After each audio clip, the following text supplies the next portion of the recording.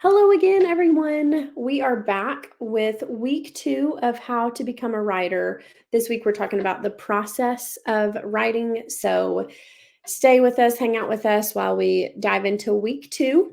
It's going to be awesome.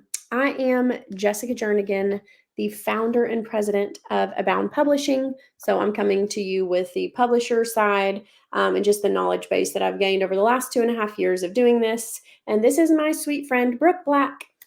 Hi, everyone. I'm Brooke Black. I am the founder of BLACKBEAR Communications, a ghostwriting and editing firm here in St. Louis, Missouri. Thanks for joining us. Don't forget to like and follow the social media accounts and this YouTube account so you can see all of the informational webinars that we post every Thursday in October and then in some months to come. Also, our social media accounts at BLACKBEAR Comms and at Abound Publishing or Abound Books. Abound Publishing on Abound the Publishing. socials. And those up there as well. They'll have a wealth of knowledge, and we have our email addresses at the end of this slide deck to show you as well.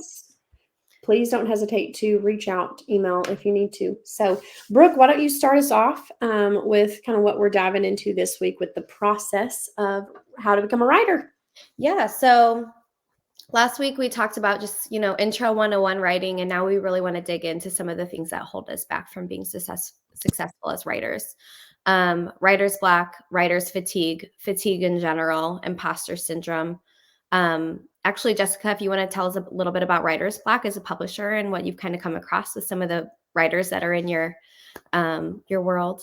So I have dealt a lot with children's book writers. So we have a lot of picture books, and a lot of children's books. We have a lot of faith-based writers.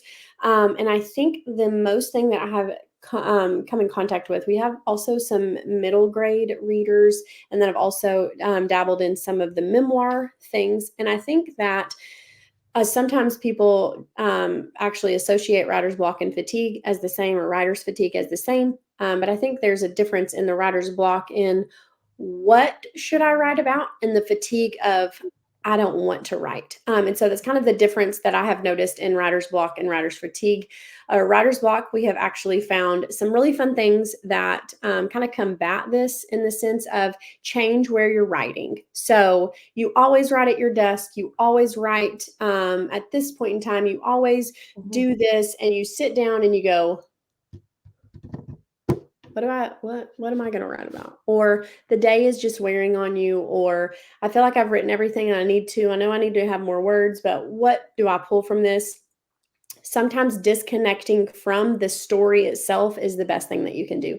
And actually just getting into the writing format of get a Post-it note, get a prompt, go to Pinterest, go to Google and say writing prompts, and let something spark your interest. Write about your childhood home, write about something that, what makes you think of something when you smell popcorn, or like literally think of anything, because honestly, what we've noticed is once you just get those writing rhythms going again, it's way easier to jump back into where you're at. You've got creative elements. You've used words that you might not have used in your book, but you just kind of have this feel of, okay. I'm writing now. I'm writing again. It's okay. Sometimes writer's block takes a little bit of time to get through, and sometimes writer's block is a segment of your time in a longevity of like, I just feel like I cannot think of anything to write. This is where kind of coaching comes into play, of someone to actually give you prompts. Brooke actually has been incredible at this. She's helping one of the people that is writing right now for Abound that we're going to publish. And this writer's like, I really don't have any other stories in this. What else? And so Brooke's been able to read it from unbiased eyes and without ever meeting the author or meeting the character, and say, okay, tell me more about this. And so she's automatically giving us writing prompts that it will be easy for the writer to actually do because they've experienced it, but they might not have known to write about that in the original manuscript. So writer's block and writer's fatigue are different, but writer's block, there's a lot of options to do. Go somewhere that inspires you. If you need to go to a playground and swing a little bit, or go down a slide and just kind of get out of your head, that is the best thing I can tell you to do. There's been many a times that I'm like, I just need to go swing, because that is just something that is just kind of mindless. It's just, It's easy and it kind of gets me back to square one. And so if you are in a situation right now with writer's block, be encouraged that everyone does go through some form of writer's block, but you don't have to stay there, and empower the things around you to help you to get out of that funk. Even if it does take a little bit of time, there's grace for the time that you're in right now. So don't be discouraged. Keep trying to write, and eventually you'll kind of break through that wall. And I think there is also a role that perfectionism plays in writer's block. A lot of times people think, and we'll get into imposter syndrome in just a second, but people think that their story's not good enough, or there's something wrong with it, or their writing is not good. And they're just in the early stages of actually writing down what happened in this story, or I'm using fiction as an example. Like they're writing the actual story of what happened, and they're like not really liking how it turns out. Totally. But really what needs to happen is they just need to get those words on paper. They just need to sit down. So the other day I actually was encouraging one of my coaching clients to write with the door closed, which is basically writing where you don't, it's I think I actually said this in the last session, where Stephen King says, write with the door closed, right? So that nobody's even reading what you're writing. Yes. You're just writing for yourself. So whether that's on your keyboard, in a journal, whatever, don't even go back and edit it. Don't backspace, nothing. And, I didn't mean to sound don't backspace nothing. I was saying don't backspace, comma, nothing. I would never say don't edit this really fast on my own grammar. I love it. I just need to make sure. Edit, okay? Else you guys are going to be like, why am I listening to this lady? We all edit. That's amazing. So yeah, don't backspace a thing, nothing. And if you can just get those words on paper, that is the first thing that you really need to do whenever you're feeling that kind of writer's block in the back of your head, that you're like, I just can't get started.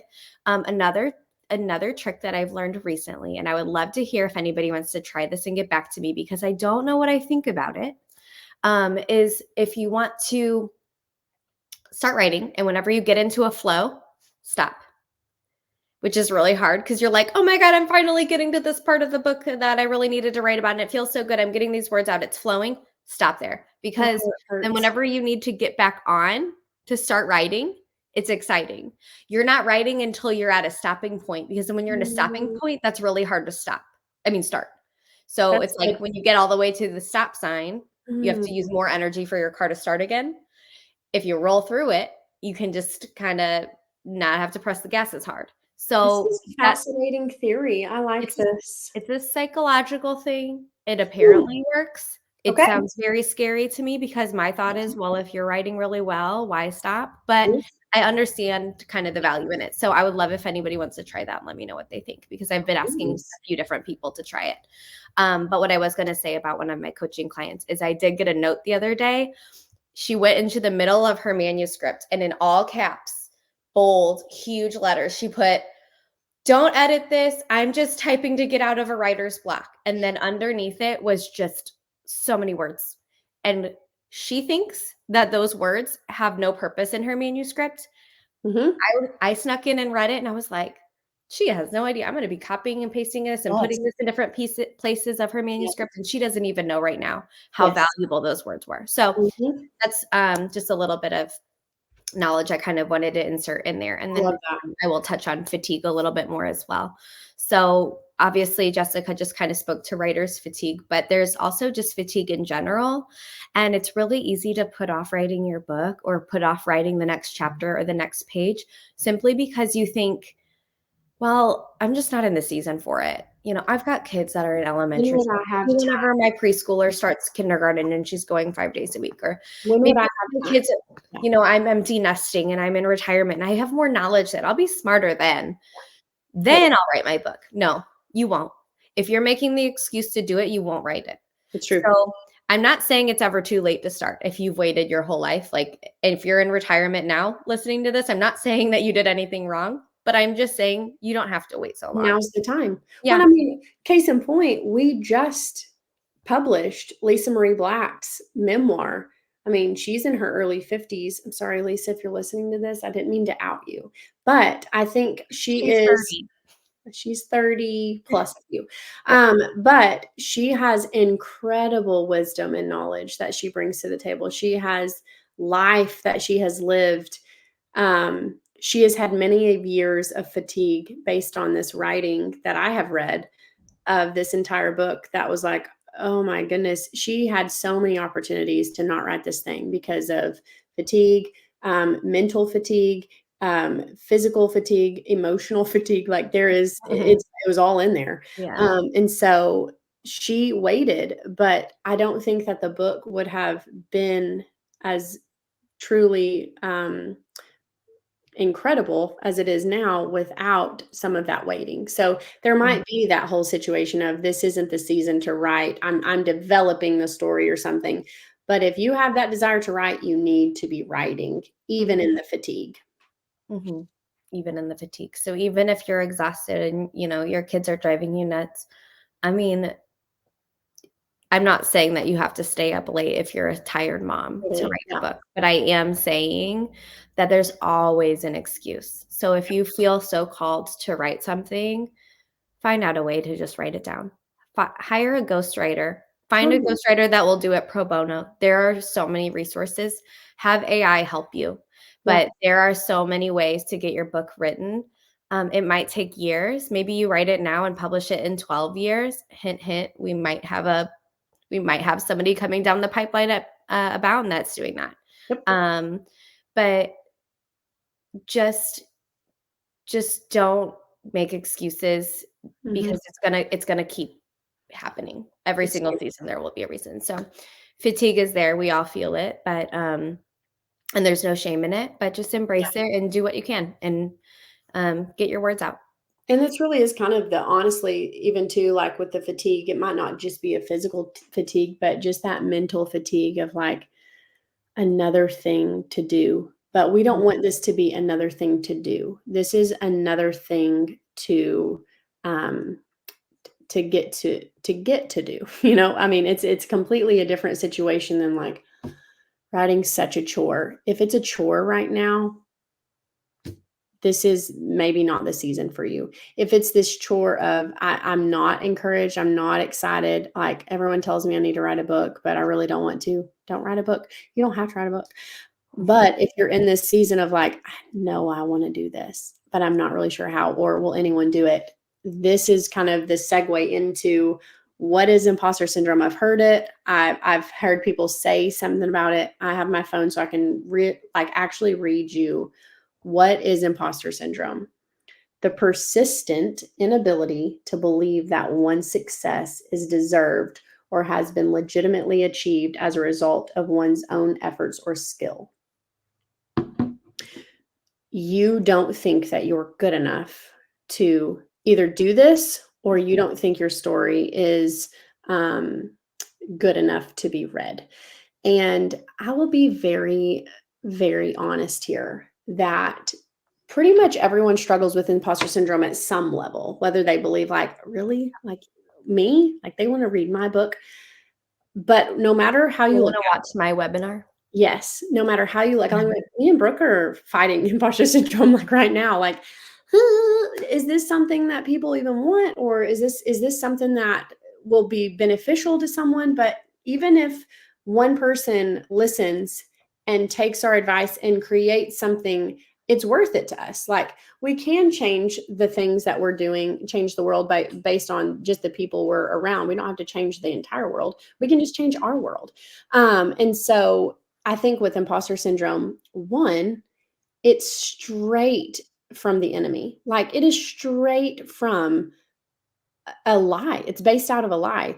That one, you aren't ever going to be perfect. There's not going to be this day where you have everything going well and you're ever going to feel like, oh my gosh, I am so ready to be this incredible writer, and I'm so skilled in this part of my life that everyone wants to know what I have to say. We all kind of go through that intimidation of like, no one's really going to care. However, I don't really care if one person reads this, if 100 people read this, or if you just conquer imposter syndrome by writing it and no one reads it but you. there has to be a point in your life where you go, I'm stopping this now. Like I am not going to let fear dictate the rest of my life. I mean, this was the premise of why Abound was created, was because there's enough fear out there to create a generation of scared, non-risk taking individuals. Like there's enough fear in a media situation for a week that you're going to be bombarded with. Like, why not give these people an ounce of hope? To abound in hope, as it says in scripture, to abound in hope. Why in the world do you think we struggle with that as Christians and as believers? Why do we struggle with this so much? Because there is this situation where if I can stop you in your track to do what God's called you to do, or to be what God's called you to be, then that's the tactic. It doesn't matter how it happens. It can be through imposter syndrome. It can be through fatigue. It can be through a block that says, hey, you really don't have anything else to say, so just put it away. But this imposter syndrome is not from the Lord. It's just not. Now, it can be a situation where you're in this imposter syndrome and say, okay, I have a decision to make. I can either put my book away, put this writing up, and decide it's not for me right now. Or I can say, you know what? Even scared, I'm going to do this. Even if it impacts no one, I'm going to prove to myself that this thing is not going to determine my worth, my value, because my worth and value isn't in this book anyway. So when we kind of relinquish that perfectionism, and when we relinquish that whole idea that this thing is more than a book, it's just a book. Yes, it's our heart, and it's what we believe or what we know or what we've written. But at the end of this is you as a person saying, it's worth it to me to fight off this fear and say, I'm going to do this regardless of how I feel, because I know this is something that has to be done. So I would just encourage you, if you are out there and you're like, you know what, I have some imposter syndrome about whatever it is. Maybe it's not writing. Maybe you're listening to this and this is clicking with something completely off the scale of writing. Maybe it's anything else in your life. Just understand, one, it's a lie. Imposter syndrome is a lie. It's not from the Lord.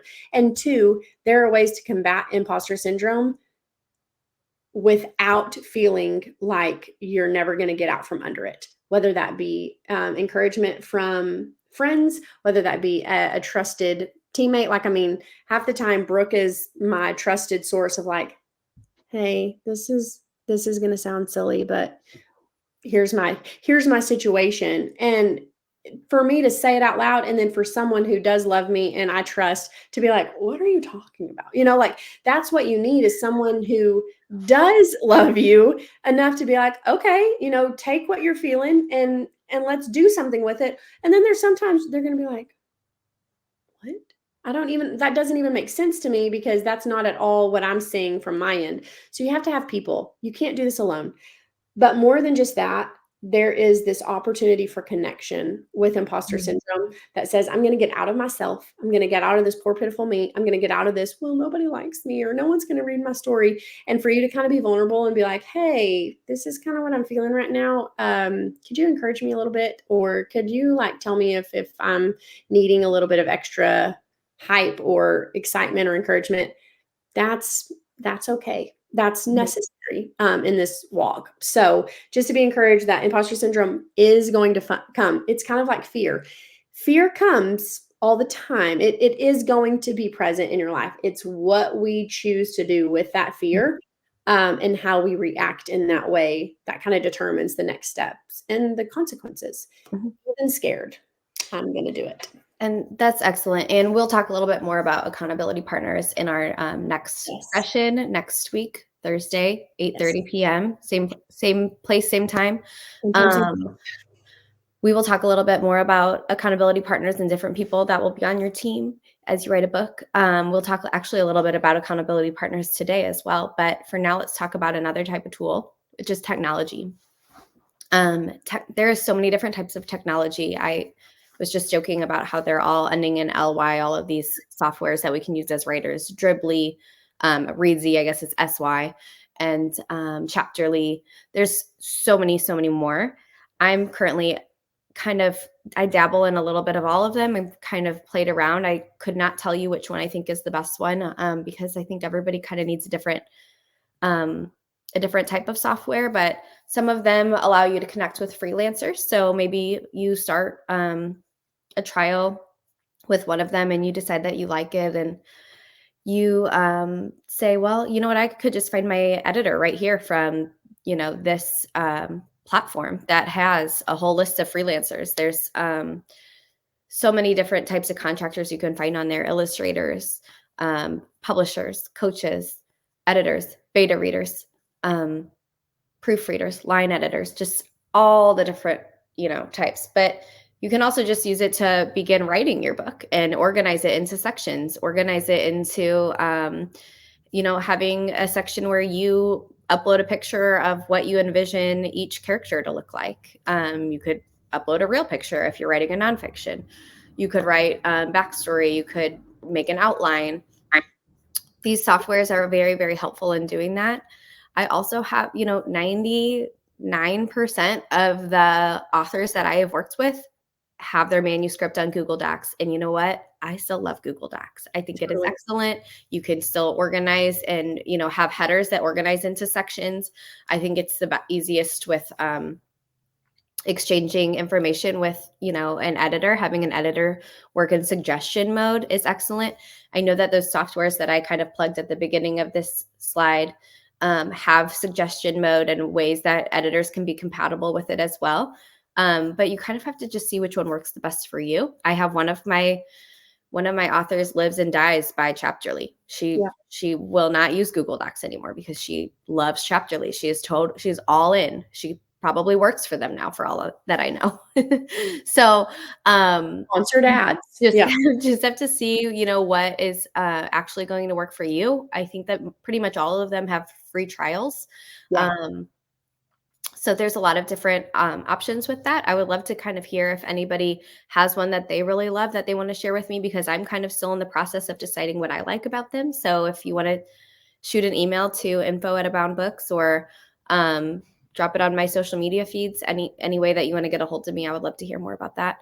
Grammarly AI, they're excellent. I love Grammarly. If you follow me on Instagram, you see that every week I post my insights on Grammarly. It tells me how many unique words I've used, how correct I've been, etc.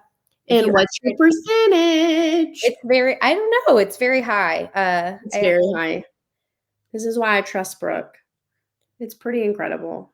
Last week I was 96% more productive than other Grammarly users. I was 73% more accurate than more Grammarly users. And that includes my authors too, because if I'm editing something or writing something, my computer is picking up what my authors are writing and that I'm pulling up on there. And I had more unique words than 99% of Grammarly users. So I love seeing all of my stats. You can't really see it anyway. That is amazing. Love seeing all of my stats on there. That's just one little perk, but I don't work for Grammarly and I'm not making an advertisement for them. But I will say that utilizing editing software, you might think that I'm going to be opposed to it because I'm an editor. People pay me to edit their manuscripts. Nope. You can still use Grammarly. You can still use AI. They are tools. They are not people. They will not replace editors, I promise. But they do a really good job. What I always say is they can tell me how to use the word lemon. They can tell me everything about a lemon, but they do not know what a lemon is. So that's what you need to know about AI. That is, so I was about to say, like, there is such a around AI, and I think even too, like we probably will touch on this a little bit, not in this session, but there are a lot of good things that we can use AI for, with understanding that it can never replace the connection that we have when we do this, and the authenticity that an author brings to this. AI is never going to be able to pick up my quirkiness, my humor, my emotional state, nothing. They're going to give me words and something that I can use as a tool, but it's never going to replace the actual author. So just know that as we touch more on AI in the coming weeks. But this is so good. So tools are just that. They're tools, but the tech tools are important because you have to have them in some ways. Like when people are like, hey, I might not know as many people in this area of the world for publishing, editing, all of these things. So they have already made things available for you, which I think is incredible. Go ahead, Brooke, and tell us about just kind of the other tools, like some of the practical tools that they can be thinking about as well for the process.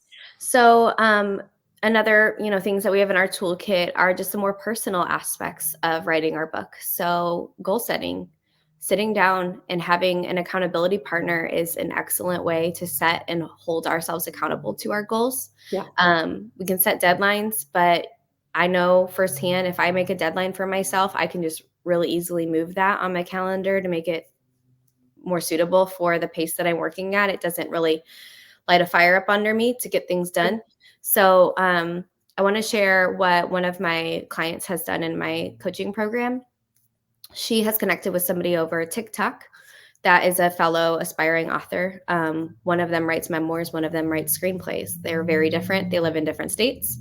They have different political views. They have really not much in common, except that they are aspiring authors. They both are like funny, humorous. They get along great. They do have that in common. But they have set a check-in time every week or every other week where they get together on Zoom, set deadlines, and check in with each other about their deadlines.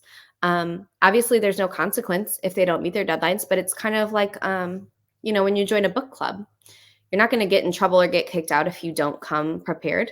But it's kind of not embarrassing, but it kind of gets you, you have a little bit of drive to show up prepared and It's do what you said you motivational. were going to do, which is read the book, which is write the book, which is whatever it is. So I think that there is a place for accountability partners whenever you're assembling your toolkit and assembling your team. And we'll talk more about that next week. But accountability partners, I will just always swear by them. So you could do something like that. You could hire a coach. You could, have a friend that you check in with about your goals. Maybe they're not also a writer, but maybe, they have professional goals and you guys kind of have a little professional coffee date or something. Writing cohorts, they're very, very new and they're very, very up and coming. I love the idea of a writing cohort. I would love to start one day. I think that would be excellent to be in one, to, meet other people that are in the industry, network a little bit, but also hold each other accountable to those deadlines as well. But regardless of what you do, and maybe your writing situation is very personable and you don't want to connect with anyone about it, just setting those deadlines and really, really trying to stick to them that's the only way you're going to get your book written. They say the hardest part of writing a book is writing the book. So 100%. Sitting down and setting some goals, whether it's pages, maybe it's minutes, maybe it's words, maybe it's that you maybe just saying, I'm going to make sure I sit down once this week. Maybe it's for 5 minutes. I don't care, but my goal is once this week to do it. Then that's your goal. And you can make it really easy and attainable. Yes. You can make it really hard, but just do what is going to give you a win. So do something that you know that you can accomplish. Yes. And then you can step it up. Touching on goal setting for that, John Acuff, I was in a group and he was kind of actually the person that inspired me to really start this thing, and he helped me find my illustrator. Is a really cool story. But his thing is set reasonable goals with actions that you can do. Don't set yourself up like, I'm going to write 3 chapters of my book Monday evening from 6 to 7 o'clock. No, you're not. What you're going to say is on Mondays, after the kids get in bed from 7:30 to 8 o'clock. This is me. I have toddlers. I know your kids probably don't go to bed at 7:30. From 7:30 to 8 o'clock, I'm going to go to my room. I'm going to sit at my computer and I'm going to have a timer. I'm going to put my phone away and I'm going to write for 30 minutes. Mm-hmm. Or on Monday evenings, I'm going to leave the house so I don't do laundry. I'm going to go to McDonald's parking lot where they have free Wi-Fi. I'm going to put my phone away. Do you see a trend here? And I'm going to write for 15 minutes. And then I'm going to brain dump for 15 minutes. Set reasonable goals, people. Do not just say, I'm going to be a writer. That's a dream. Okay. The goal is actionable steps to be able to do it. You know what? There's going to be a sickness. There's going to be an activity that oopsie daisy comes up. There's going to be 3 Mondays that you miss in a row and you're going to go, is Monday my day? Is that when I need to do it? Or do I need to change it to Thursday? Because Thursday's more actionable. play around with this, do this thing, figure out what works for you and your family and do it. Just sit down and do it. It does not have to be 3 hours of your day. 20 minutes. There is the theory that you can do way more things in 20-minute increments than you can in, these 90-minute blocks. Do it for 20 minutes. If you'll get 20 minutes going and start getting things on paper, you'll think and see this is much easier for me to accomplish. So I do think that goal setting is very important. Like she said, we're going to talk about accountability partners and coaches and cohorts and stuff in the next week that we come up to that. So we are at the end of our week 2 of how to become a writer, the process. So we just wanted to remind you, if you do have any questions at all, please send us questions at info@aboundbooks.com. Follow us on socials. If you have anything that you're wanting us to talk about, there will be a form in the description below. Go and fill that out for us so we just know who's here, who's been watching. And if there are any questions that you're like, hey, I'm in this process, we would love to hear those so that we can answer those in some later episodes. So thank you so much for joining us. And we will see you next week. Same time, same place.